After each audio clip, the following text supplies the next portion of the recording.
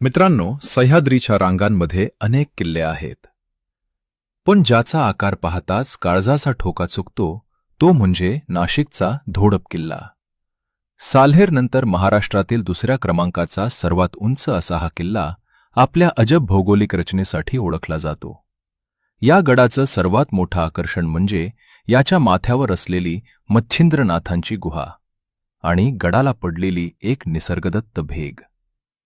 दुरून पाहिल्यावर हा किल्ला एखाद्या मुकुटासारखा दिसतो. इथल्या कातळात कोरलेल्या पायऱ्या आणि भव्य प्रवेशद्वारं आजही मराठ्यांच्या वास्तुकलेचा आणि लष्करी शिस्तीचा पुरावा देतात. ऐतिहासिकदृष्ट्या धोडप खूप महत्वाचा आहे.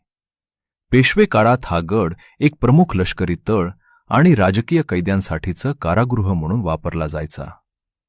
सुरतेची लूट घेऊन येताना मराठा फौजांना या गडाने अनेकदा सुरक्षित आश्रय दिला होता. गडावरची विस्तीर्ण माची आणि तिथली पाण्याची टाकी पाहून त्या काळच्या दुर्गम नियोजनाची कल्पना येते. गडाच्या माथ्यावरून दिसणारा सप्तशृंगी गड, वणीची शिखरे आणि संपूर्ण बागलाण प्रांत म्हणजे जणू ढगांच्या वर उभं राहिल्याचा अनुभव. लोहगडासारखीच मजबूती आणि हरिश्चंद्रगडासारखा थरार जर एकाच ठिकाणी अनुभवायचा असेल तर धोडपला पर्याय नाही. हा रांगडा इतिहास आणि निसर्गाचं हे रूप तुम्हाला कसं वाटलं?